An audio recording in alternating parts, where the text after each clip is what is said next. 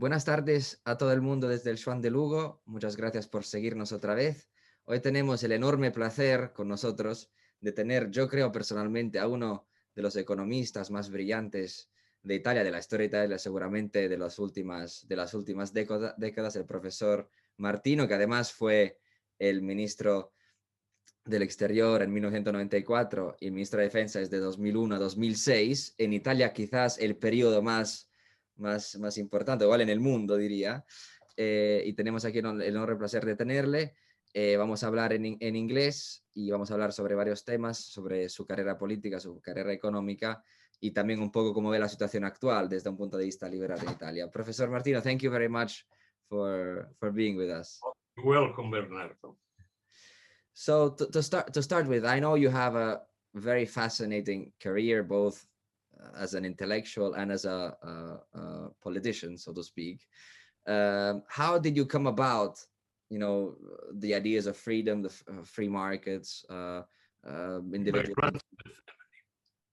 My grandfather, I'm called like him, Antonio Martino, was Republican, which at that time meant he was left-wing because there was a monarchy.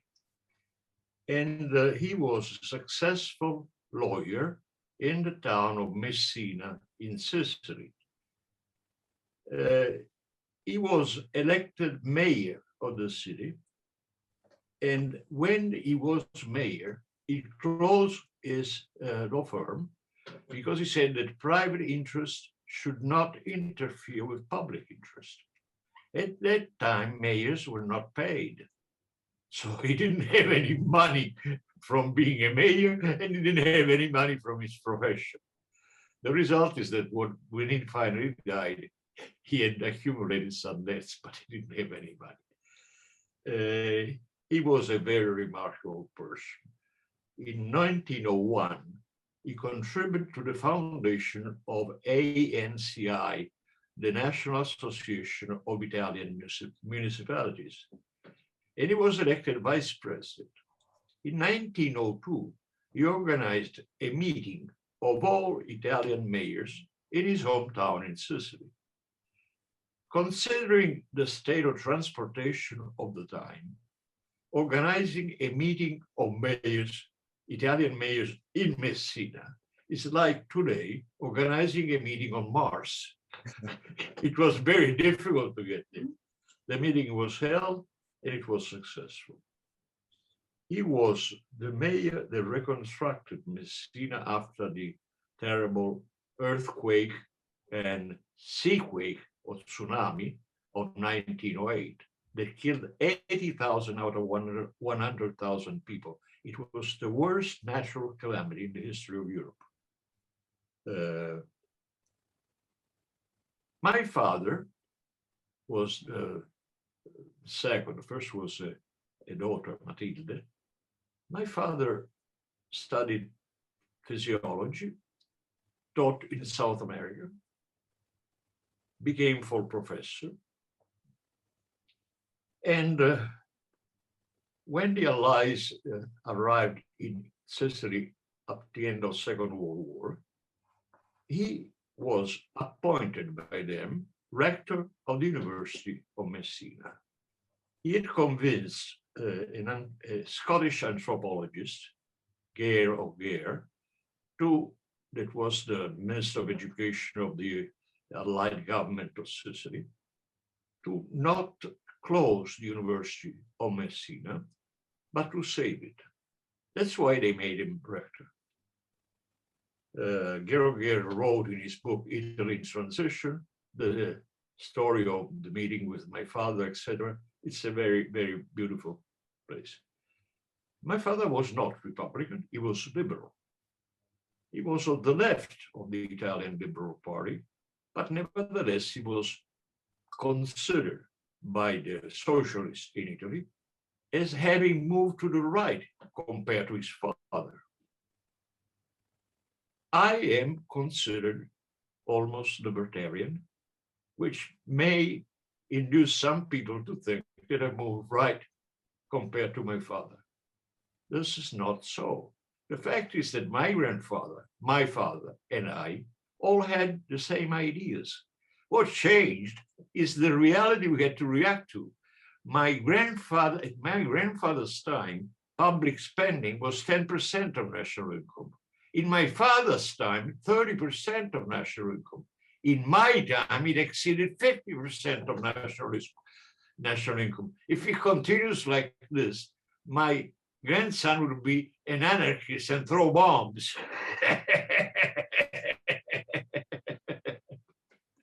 Right. Right. It is invading our lives, and it has become unbearable. In my grandfather's time, it was a minor thing, politics, only less than 10% of national income.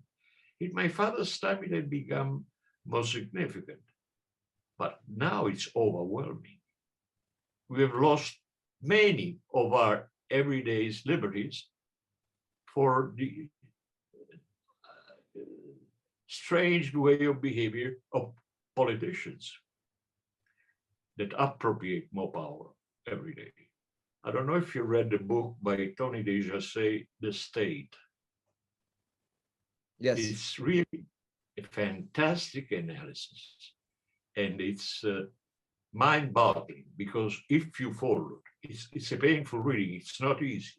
If you follow it, at the end of the reading, you understand that his picture is correct, and that we risk ending up in the plantation, as the book ends.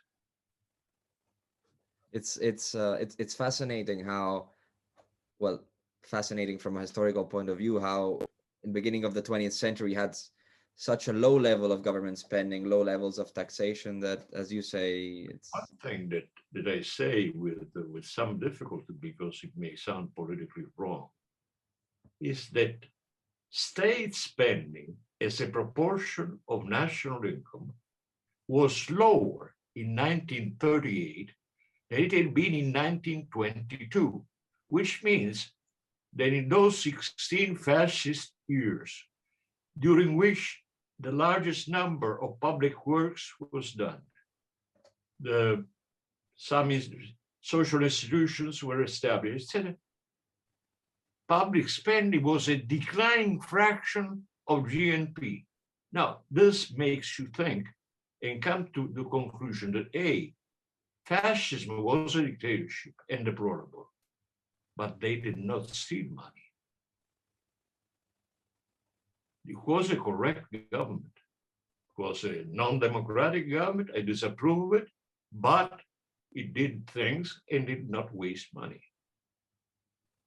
right. And so you grew up in Messina, studying at the University of Messina, right? And I graduated. I always have done things too early. I did my public speech when I was 4 years old, because in first grade, my professor decided to have me take part in a play that was being featured in the school theater. When I came, I had to say only one word, perdindirindina. When I came out I looked at the theater, it was packed with parents. I was frightened, so I shouted with all the voice I had, perdindirindina. I had an ovation. It was a big success. I graduated from the Lyceum when I was 17. I graduated from the law school of the University of Messina when I was 21. I became voluntary assistant at the law school of the University of Rome the day before turning 22. I've done everything too early. I hope to do the last thing as late as possible.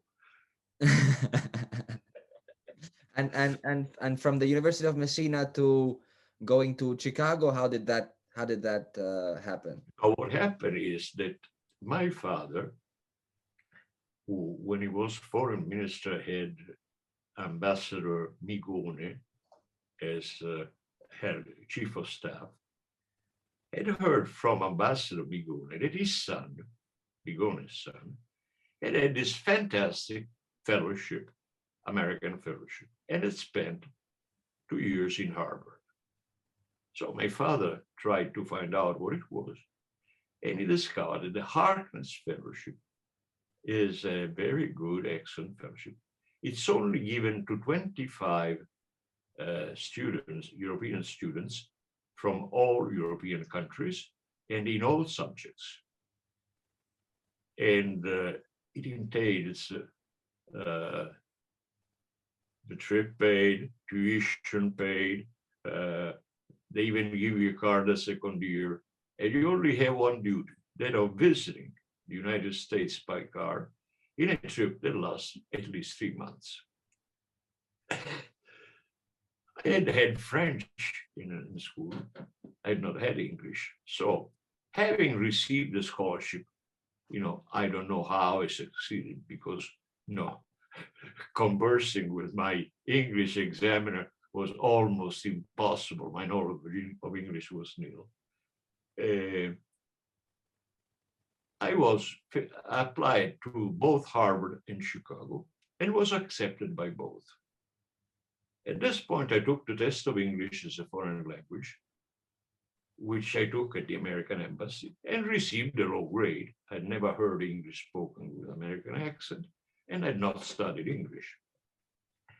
So from the foundation that gave me the scholarship, they started writing saying, oh, you must arrive in Chicago before classes begin so you can practice English, otherwise you could not understand the lectures and it's useless that you go there. So I arrived in Chicago on September 1st, 1966. It was warm and humid. And I was dressed with a gabardine suit and necktie and a handkerchief for the same color of the necktie in my outside pocket of the jacket. And I had 7 suitcases because the people on the foundation recommended not to bring a trunk because it's difficult to go through customs with a trunk. I arrived at International House and the people present were only students that not had the money to go back home because the university was closed. It was the interim between the summer quarter and the winter and the fall quarter. So I took in 2 trips the 7 suitcases inside the building, and I was told that my room was room 742 on the 7th floor. I went to the elevator, put the suitcases in the elevator, and came to the 7th floor.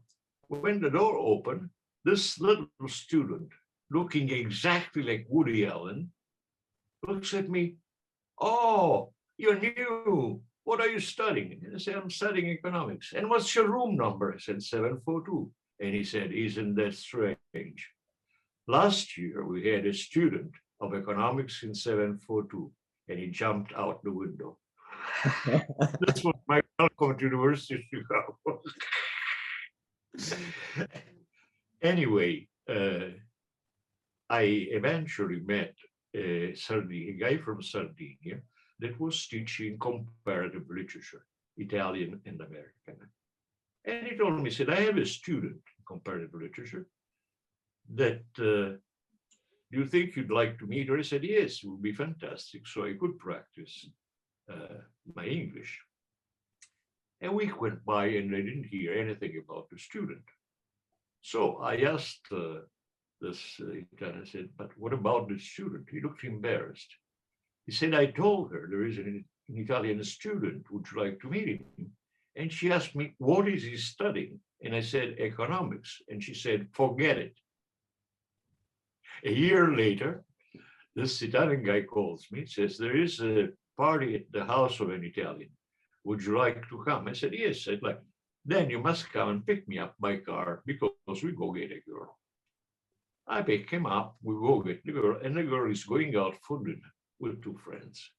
So Paolo gets out of the car and convinces her not to go for dinner with her friends, but to come to the party with us. And she sits in the car. We arrive, we are walking up the steps. At one point, she turns around. She had a big fur hat, I saw her light blue eyes, and I received the strongest hit in the head in my entire life. Then I discovered that she had an espresso coffee machine, and I hadn't had espresso for a year. So I said, tomorrow morning at 8:30, I come to your house to have a coffee. I couldn't sleep all night. The following morning at 7, I got up, showered, shaved, got dressed, and went to the only florist on campus. At 8 o'clock, the florist was closed. So I started pacing up and down the sidewalk, smoking one cigarette after another, waiting for this guy to come to work. Finally, at 8, he arrives. I get in, choose the best flowers he had. He didn't have much choice. On a university campus, you don't get to choose much in terms of flowers. I spent the equivalent of 10 dinners for the flowers. He puts them in a big carton, and I go to this girl's house, and she's walking out of the apartment. I say, but what? She said, I thought you'd forgotten. And these are for me. I said, yes. Oh, they are so beautiful. She said, but I don't have a vase to put them in. They have too long stems. So she cut the stems and put them in the empty can for water. It was the first and the last time that I gave flowers to my wife.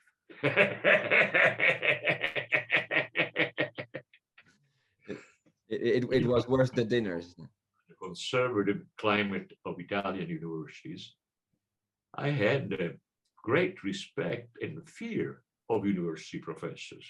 You know, it was customary at that time to stand up when they entered the room and clap, and to stand up and clap when they finished the lecture. So, great respect. So I didn't have the courage to go see Milton Friedman, the person for whom had gone to Chicago, and meet him. Finally, in October, after almost 2 months wait, I went to the Department of Economics, and I got to the floor where he in the office, and there was Gloria Valentine, his secretary. And I said, do you think you could arrange an appointment for me with Professor Friedman? And she said, that's his office. You can go in. I couldn't believe it. So I knock at the door, and I hear, come in. I open the door, and I see this little man sitting at his desk with the feet on the desk.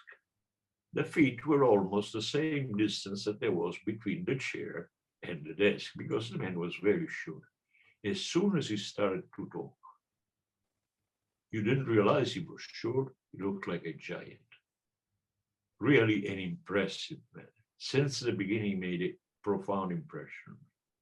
What shocked me the most is that at the end, when I thanked him, and I said, I'm sorry to have bothered you, he said, I am paid for this.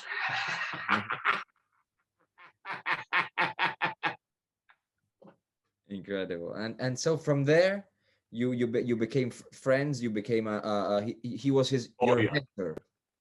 At that time, you know, Bernardo, University of Chicago had the best school of economics in the whole 20th century, in the whole world. 6 of my professors eventually received the Nobel Prize for economic sciences.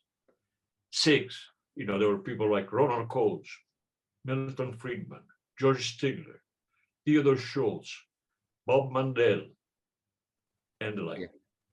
It was not the School of Economics in just the Chicago School. The Chicago School was part of the whole School of Economics. Everybody was represented. There was Lloyd Metzler. Lloyd Metzler was a Keynesian economist from Harvard who had a brain tumor and was operated. He missed almost half of his head. Problem was resolved, but of course his quickness in thinking was greatly reduced. I am sure that he would have received the Nobel Prize had he not had this problem. He was a fantastic teacher, even though he was a Keynesian, so he was teaching things I did not approve of. Yet he was good. Bob Mandel was one of the worst teachers I've ever had, because he lectured from 1:30 to 3:30. Now, for a Sicilian, that's not a time used for learning. That's a time for a good nap. So what I do the nap from 11:30 to 12:30, and then I'd go to the eat and go to class. He would come in almost completely drunk, with a pipe in his mouth. You know, at that time, there was not the stupid crusade against smokers. You could smoke. We were free to smoke, at least. And he would pace up and down in front of the blackboard, saying nothing, one word every 2 minutes, because he was thinking in his head things, and come out with parts of his thinking. So it was not possible to follow him, because you don't know what he was thinking. But yet, some of his insights were very intelligent and brilliant. He was young. He was only 10 years older than I. I was 23, he was 33. Another genius who did not receive the Nobel Prize, probably because of his drinking, was another Canadian, Harry Johnson. Harry Johnson taught at the London School of Economics for 6 months, at the University of Chicago for 6 months. The stories about his drinking were fantastic. Once, someone stole the problems he was going to give for the exams. So we asked him, "What are you going to do, Professor Johnson?" He said, "I'll just change the answers," he said.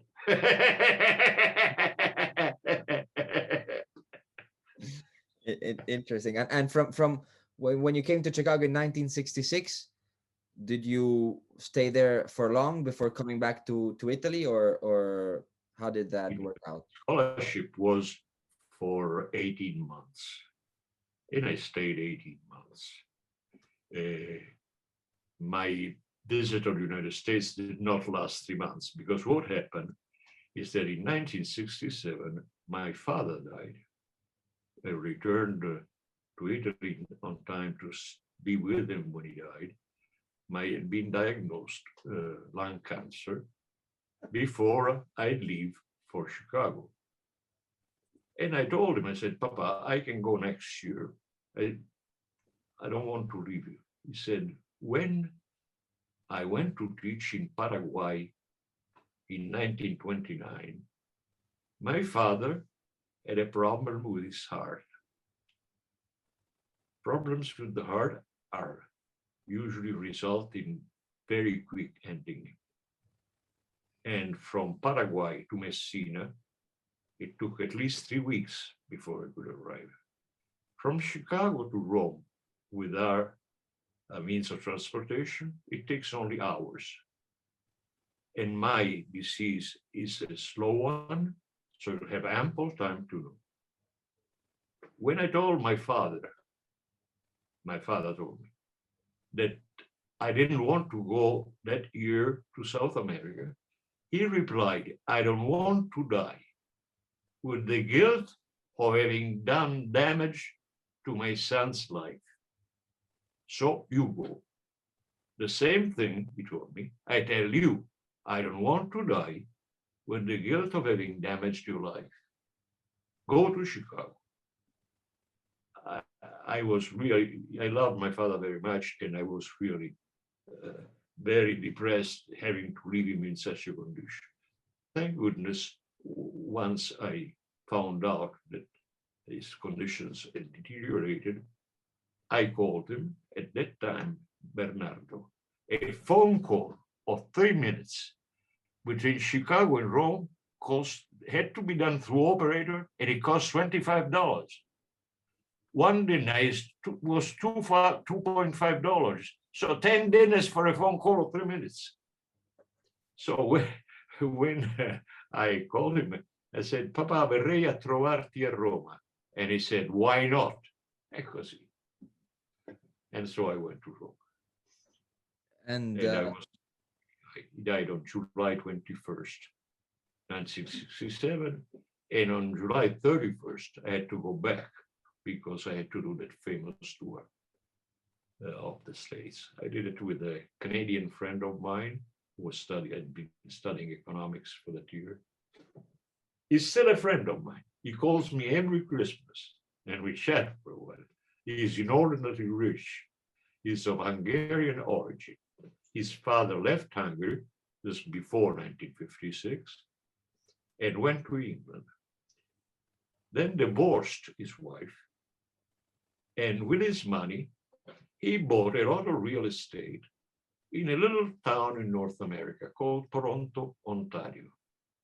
At that time, it was little more than a village. It's now one of the biggest cosmopolises of North America. Imagine what the value of that real estate, how the value has increased.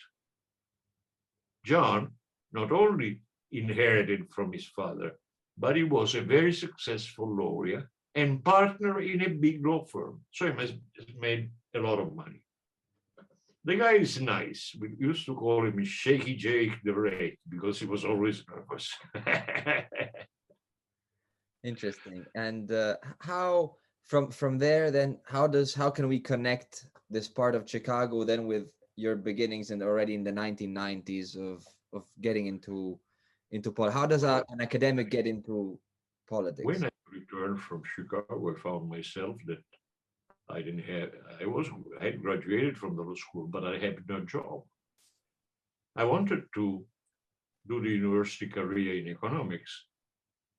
But when I returned, my professor that I was an assistant of, told me I cannot acquire the fame of helping become professors, the sons of professors. I said, of dead professors.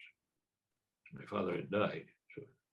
And my father was in physiology, had nothing to do with economics. But anyway, I skipped some. I finally won the concourse and became full professor. It was a very long process. I must say that even physically it was hard because at one point I couldn't digest anything whatsoever. The nervousness was such that I was always tense and couldn't digest. An American doctor actually saved me because he prescribed me 3 Librax a day. Now this is totally wrong because it's an excessive quantity. You know, he solved the problem. I had my lips without strength, tremuli, that were not strong enough to stay still. Anyway, he resolved the problem. I won the concourse and was appointed first in Bari, then in Naples, and I taught in Naples from 76 to 79. In 79, I was called at the chair of international economics in the political science department of the University of Rome. And there I taught until 92. 92, I was convinced by Dario Antiseri, a known libertarian Catholic thinker, of moving to Louis, a private university. And Guido Carli made me dean of the political science department. And I taught there until 94. In 93, someone came telling me that he had a friend that was interested in ideas, that was an entrepreneur, that believed in freedom, etc. So I went to meet this entrepreneur. It was in a house near Piazza Navona. And I get there, and there is Silvio Berlusconi. As soon as he sees me, he asks, "Professor, do you like soccer?" And I say, "No." It's as if I'd thrown him a bucket of ice cold water. He told me, he said, everything else is business, but Milan is a religion. He said, if I'm watching Milan play on TV and the most beautiful woman in the world comes and asks to see me, I tell the butler, make her wait after the game, I can talk to her. Anyway, we talked and I realized that he wasn't thinking of doing a foundation. He wanted to ask me to contribute ideas that he could study. So Paolo del Debbio was the person that came to see me, started asking me things for him. So I would write these contributions, send them to Berlusconi.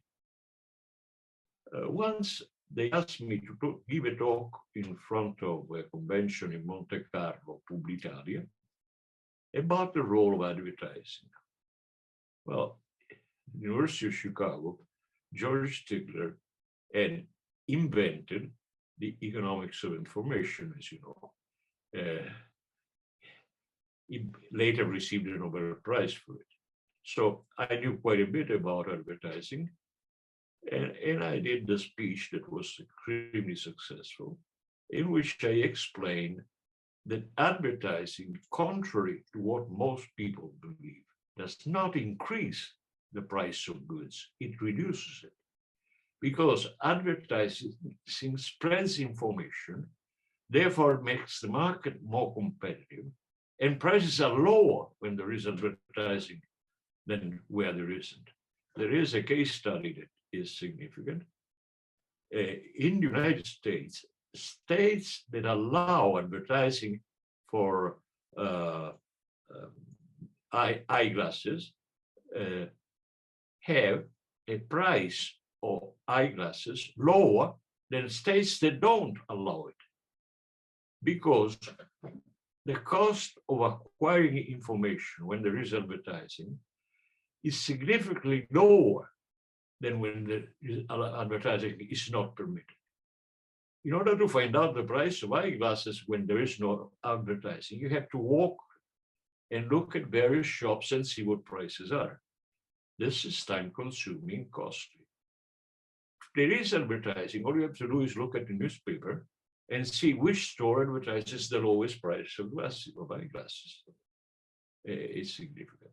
Of course, telling the story, which is true, to a group of people who work in advertising, had a great success. The speech was a great success, and Berlusconi was very impressed. Eventually, he told me that he wanted to start a political party.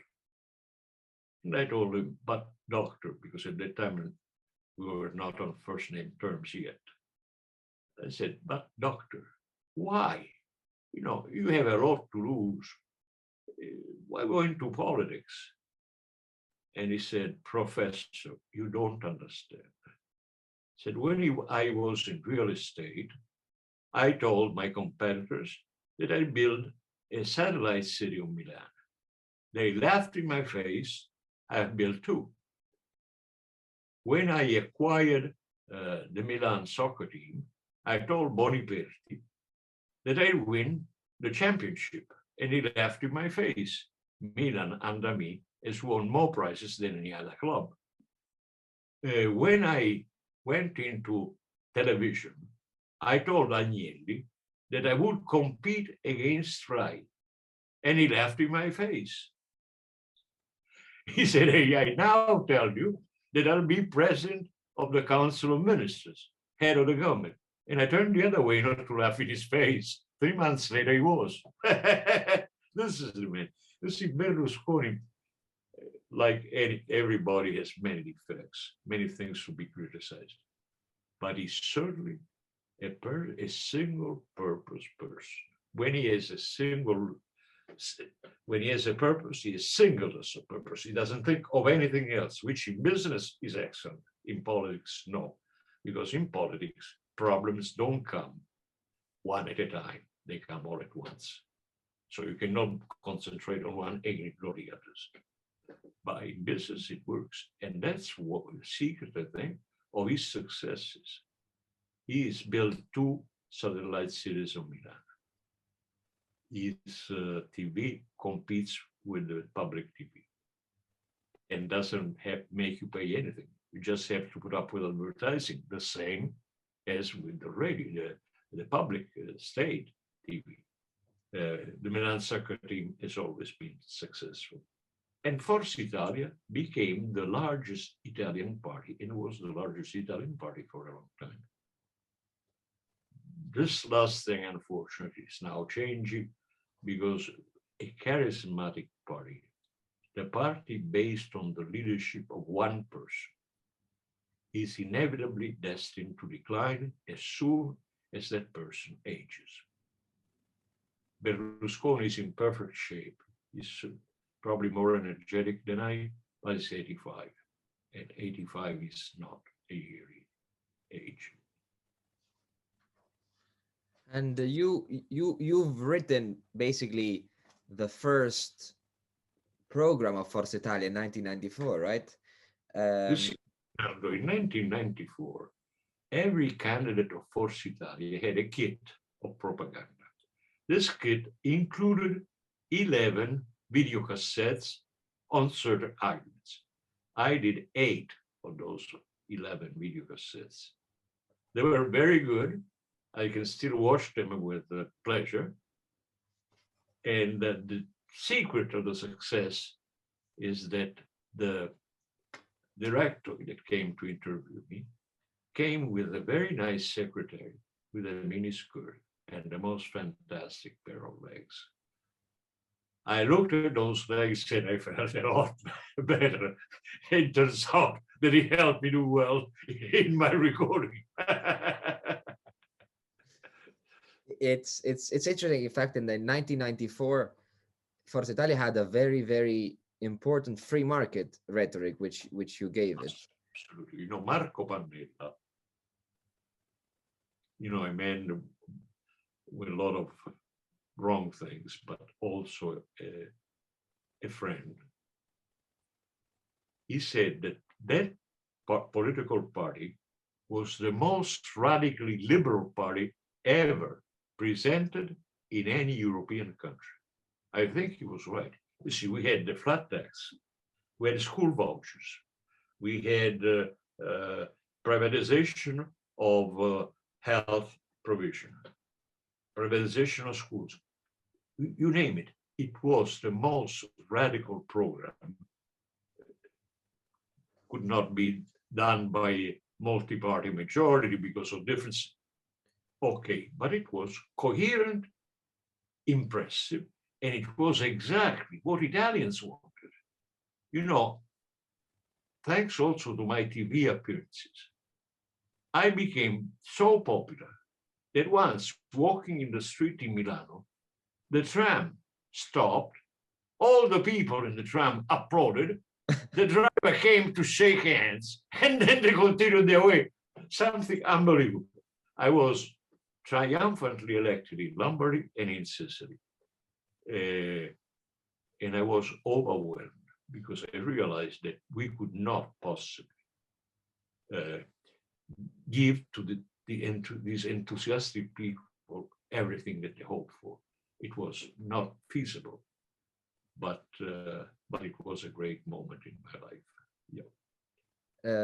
In last year, I think, in the last issue of Storia Libera, the directors, our common friend Don Beniamino, I found this very interesting article written in 1994 by Rothbard, Revolution in Italy, where he not only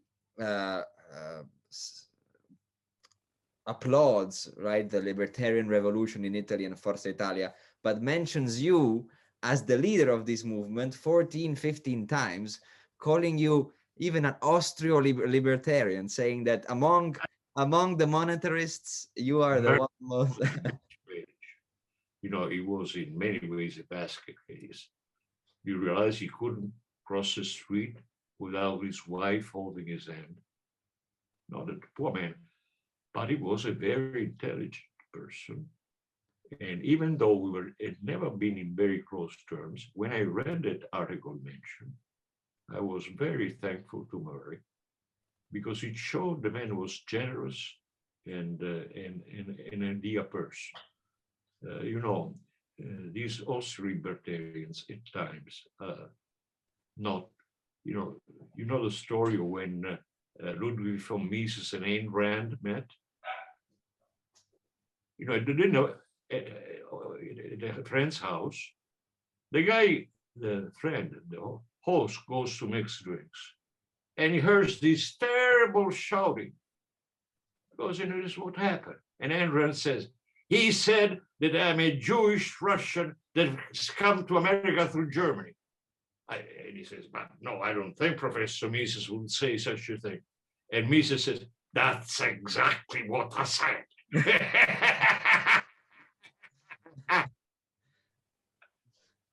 I never met Mises, but he must have been quite a character. And if you think of the people in his private seminar, Haber, Makrup, Hay, Popper. Karl Popper was in his seminar. Incredible. I was a very good friend of Gottfried Haber. Gottfried Haber deserved at least 2 Nobel Prizes for economics. For his work on international trade and for Prosperity and Depression, which is a book that precedes Patinkin and does better than Patinkin. Gottfried Haber, I once asked him, I said, Vienna in your days must have been then the biggest cultural center in Europe. He said, you don't know Budapest was.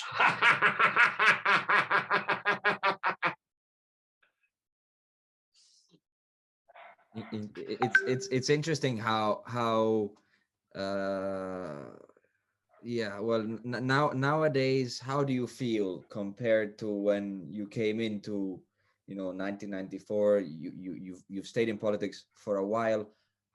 In retrospect, do you think it was what you expected? I remember that in some of your conferences you say that in the beginning you asked Milton Friedman whether you could go into politics. There is one thing that you have to accept as inevitable. In politics, you never get what you want.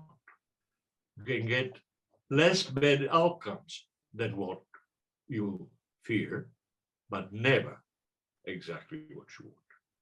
The fact is that having multi-party coalitions meant that any member of the coalition could try to gain some favor for himself or his party by opposing what the largest party was proposing. We had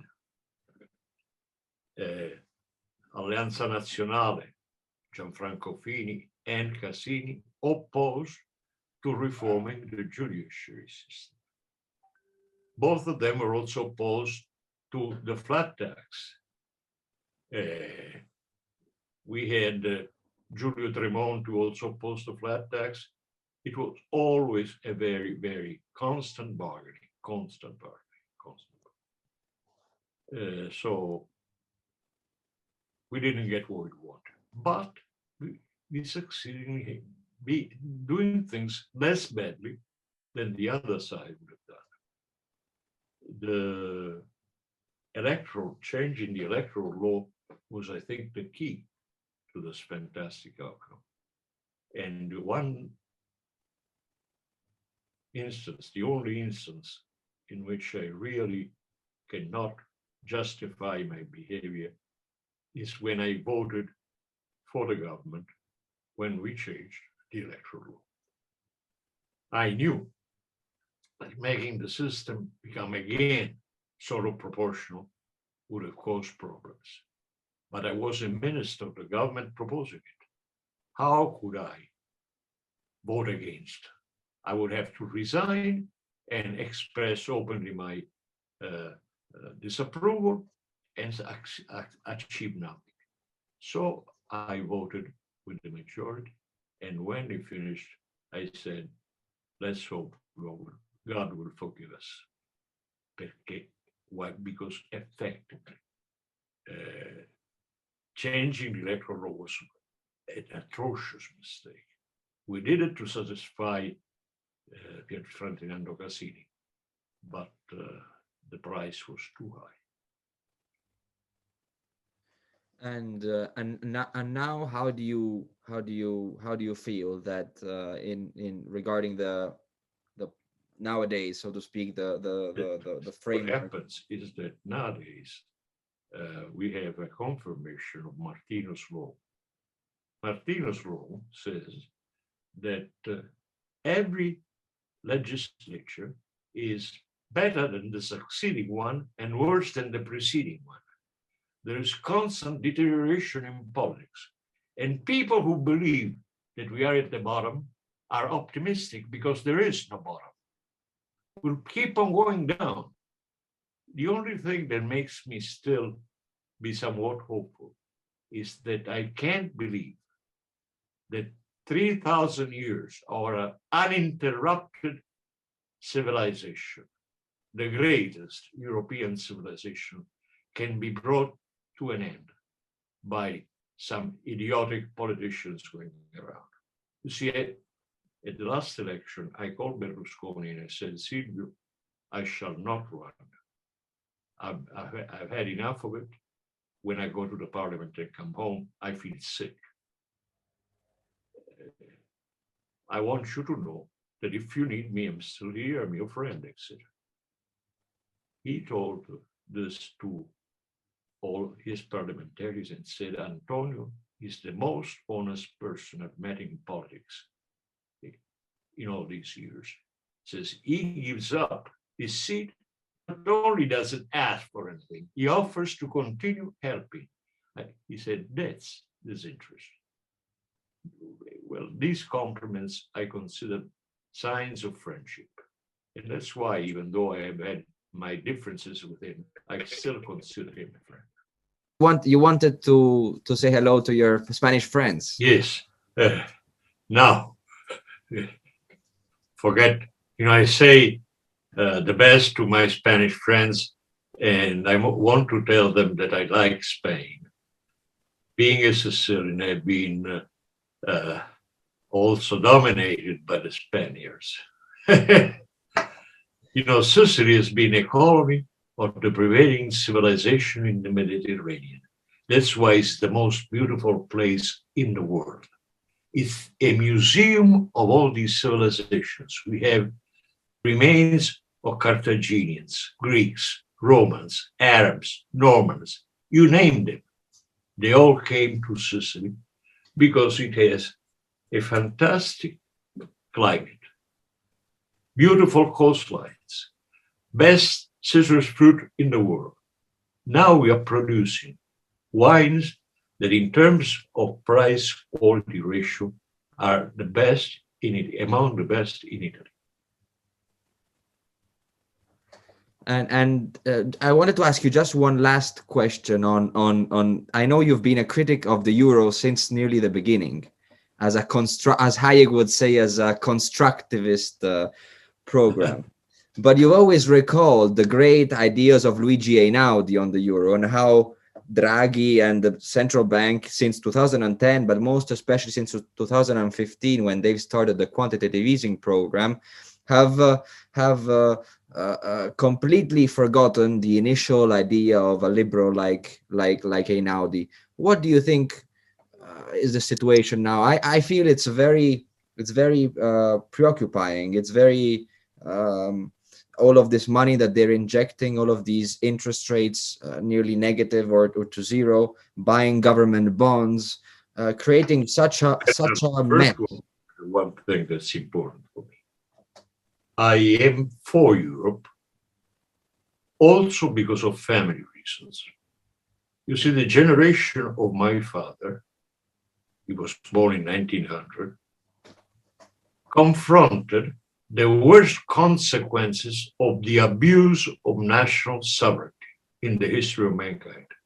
The two world wars, the Great Depression, the Weimar hyperinflation, you name them. They were all the consequences of the abuse of government power, of national sovereignty. That's why they believed in Europe. For one reason, they wanted to have a mechanism that guaranteed that wars were not fought in Europe and for Europe and among European countries. They wanted peace. For another, they also knew that Europe, that before 1914, was not one part of the world. Before 1914, 25% of all inhabitants of Earth were European.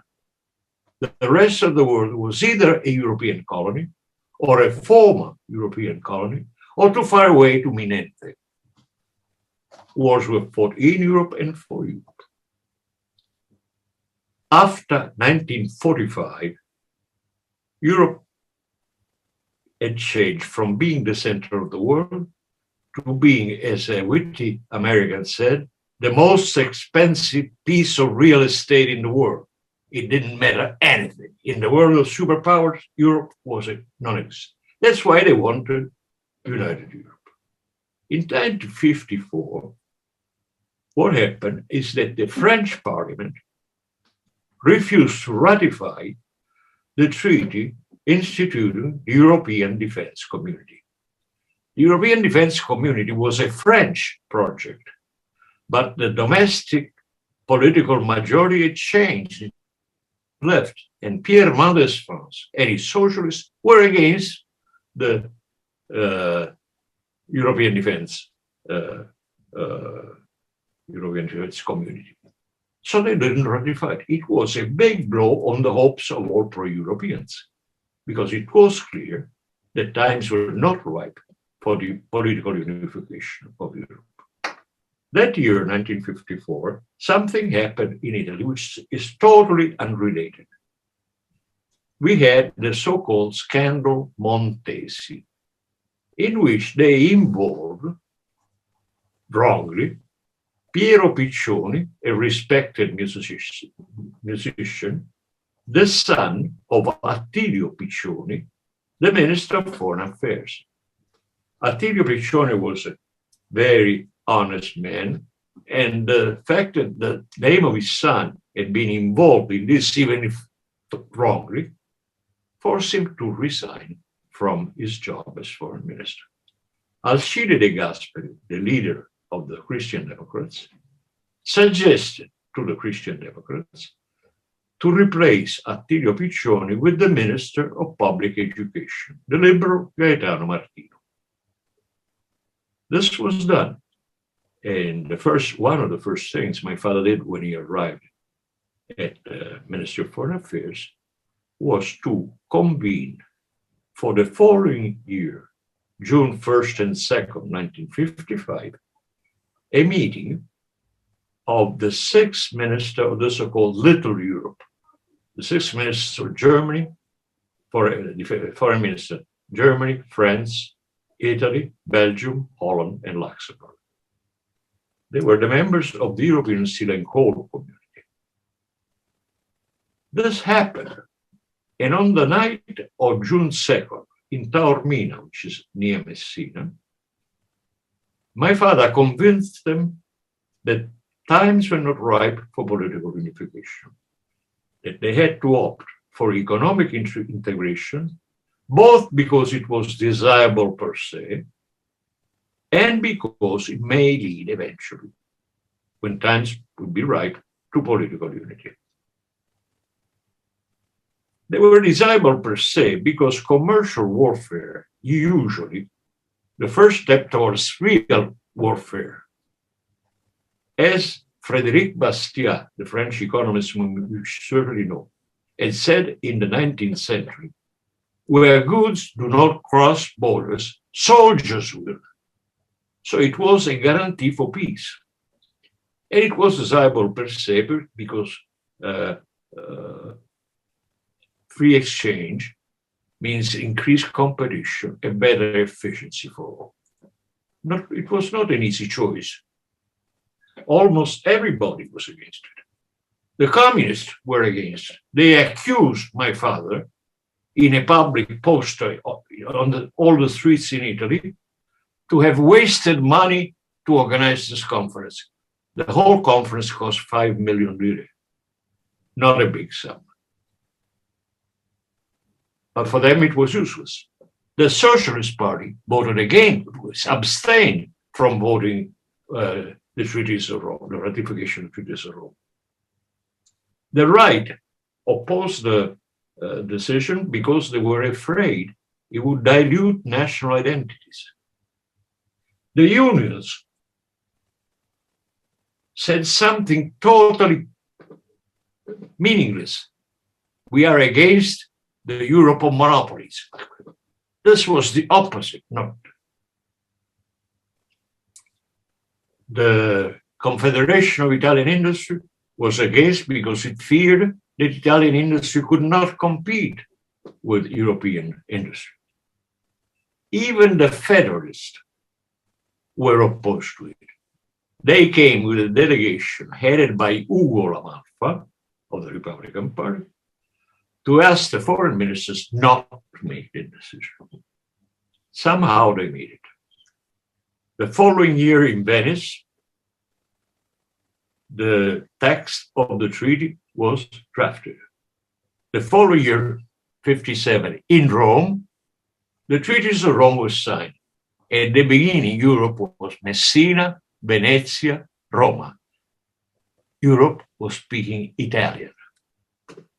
I am sure that the 6 foreign ministers, founding fathers of the unification of Europe, would be horrified by what the European Union is doing to make that ideal distorted. You see, I was opposed to Europe from the beginning. In 1970, I was a young man, just married. The bulletin of the European Economic Community, la Gazzetta Ufficiale della Comunità Europea, published the so-called Werner Plan. Werner was a guy from Luxembourg who suggested, Minister of Luxembourg, suggested that European countries increasingly reduce the fluctuations of their exchange rate until arriving at a point of fixing them forever.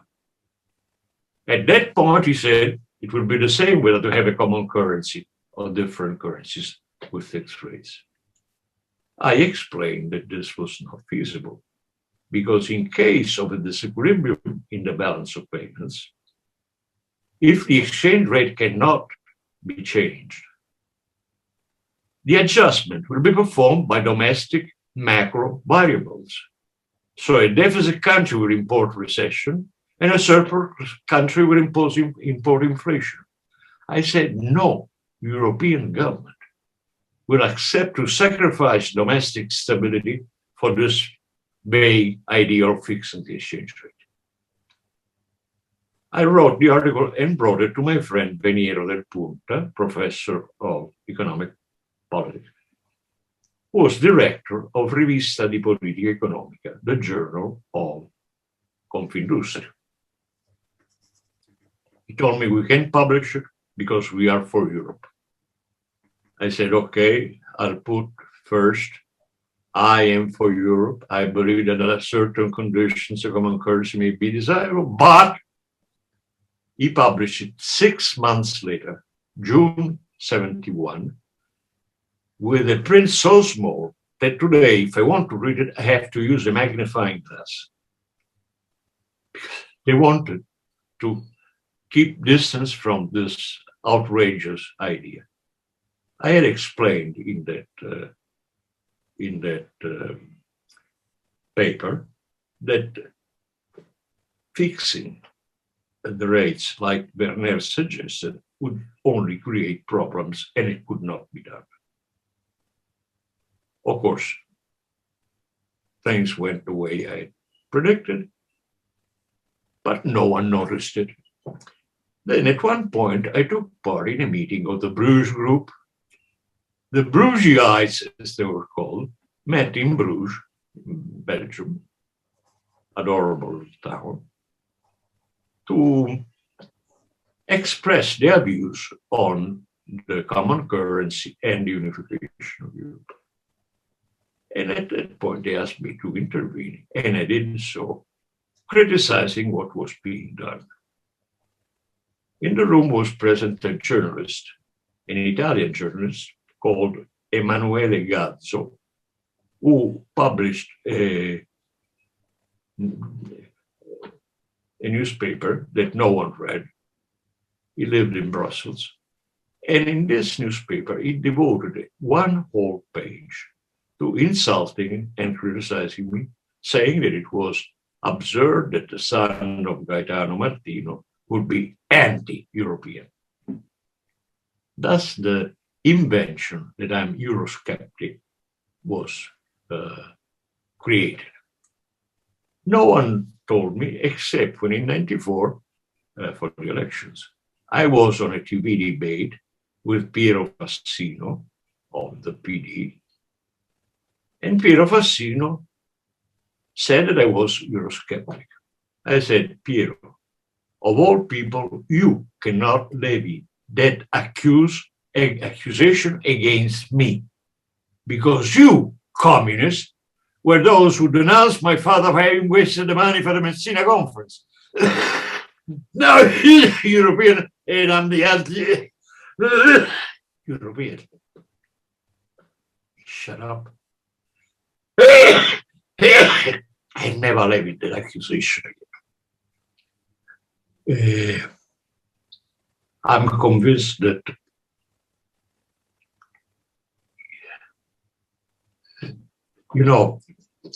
Benedetto XV, Pope Benedetto XV, said that the only evidence we have of the divine origin of the Catholic Church is that the clergy has not succeeded in destroying it so far. The goodness of the European ideal is proved by the fact that so far the European Union has not succeeded in discrediting it. But God had promised eternity to the Catholic Church. No one has done the same for Europe. Exactly. So you are afraid now. What do you think about this quantitative easing? You think it's troublesome, right? What they're doing now, especially during this crisis. Oh, about the euro? About the euro, yes, the central bank buying massive. The euro was the common European currency, was favored by Luigi Einaudi, of whom I have a picture in front of me looking at me. I admire him. I like Piemonte because even though Piemonte is on the other side of Sicily, we're 2,000 kilometers north of Italy. I was born closer to Tunis than to Rome. He favored the common currency because he was aware of the tremendous damage that national monetary sovereignty had produced. Hyperinflation, depression, all this.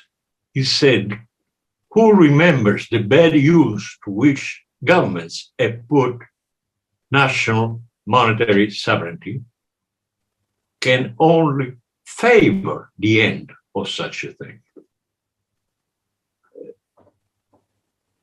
National monetary sovereignty, said Einaudi, means that they always found it expedient to finance public spending by printing money. So he wanted a European currency because this would deprive national governments of monetary sovereignty. But he wanted this because it would make it impossible to monetize the debt, to exchange pieces of paper between the central bank and the treasury to finance public spending.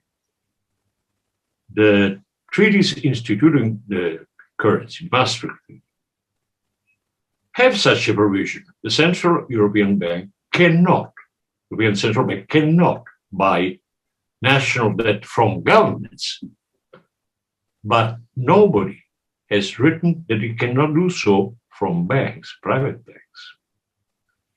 This is the policy of quantitative easing of Mr. Draghi. I don't have the admiration many people have for Mr. Draghi. I think he is the wrong person, has been the wrong person as a president of the European Central Bank, and he's the wrong president to be head of the government in Italy. As a president of the European Central Bank, he in fact violated the treaties, not formally, by buying enormous quantities of national debt from banks. He has filled banks with money that, given the financial climate and tax policy, etc., has not been invested yet. But should the climate change and investment resume, this liquidity will come into circulation with serious damaging consequences. Second, he is a disciple of Franco Modigliani and of Federico Caffè. He has studied at MIT. He is a left-wing Keynesian, convinced that deficit spending is the only way to promote growth. And he's also personally someone who lacks the fundamental virtue of a politician, that's courage. You see, competence is not scarce in politics. Lots of competent politicians around. Honesty is not a scarce quality in politics. Lots of honest politicians around. Courage is the quality that's lacking. They're a bunch of cowards. What makes a leader is courage. It's courage that makes Churchill a great statesman. He could not be intimidated by Hitler and used his rhetoric and his courage to convince his countrymen that they had to fight for their liberty. If you listen to the speeches of Churchill, I'm sure you'll be, like I was, absolutely moved by the courage and the eloquence of this great man. Truman was a Democrat, but he was a man of courage. When the Soviet Union did the block of Berlin, Truman, against the opinion of all his military advisors, decided to institute a bridge, an aerial bridge, to save the Berlinese from starvation. 44 pilots, English and American, died for that air bridge. But Berlinese survived, and the Soviet Union understood that there was a point that could not be surpassed. Courage of Truman. Margaret Thatcher was a woman of courage and a great friend. She really was. When the most brutal dictatorship in Latin America occupied the Falklands, le Maldives, the Argentinian dictator Videla, Margaret Thatcher decided to send an aid. The admirals and the military advisors told her, don't do it, because if a ship has a problem in the middle of the Atlantic Ocean, we cannot repair it because the companies that produce spare parts have run out of business. She ran the risk and she won. Courage. Reagan, when air controllers violated their contract they had signed, that made it impossible for them to go on strike, went on strike, Reagan fired them all. Do you realize what would have happened if one plane had fallen? Reagan would have been lynched in the public squares. No plane fell. The military took the place of air controllers. Everything were fine. And the air controllers had to learn a lesson the hard way. Courage is a scarce quality in politics. And Draghi does not have courage. They tell me that when he was in Banca d'Italia, and there was a contrasting opinion between people working for the Banca Italia, he would leave the room because he didn't want to be identified with one of the parties. Interesting, Professor. I don't want to steal any more time from you. I really thank you for the interview. I think our listeners have certainly and will certainly enjoy all of this, and it has been an honor for me to have this opportunity. And Good luck. Thank you very much. Bernardo, good luck. You're a nice person. Thank you. Gracias a todos los que nos han seguido. Espero que os haya gustado esta entrevista y dejar los comentarios y ponerle like si os gusta. Muchas gracias. Sí.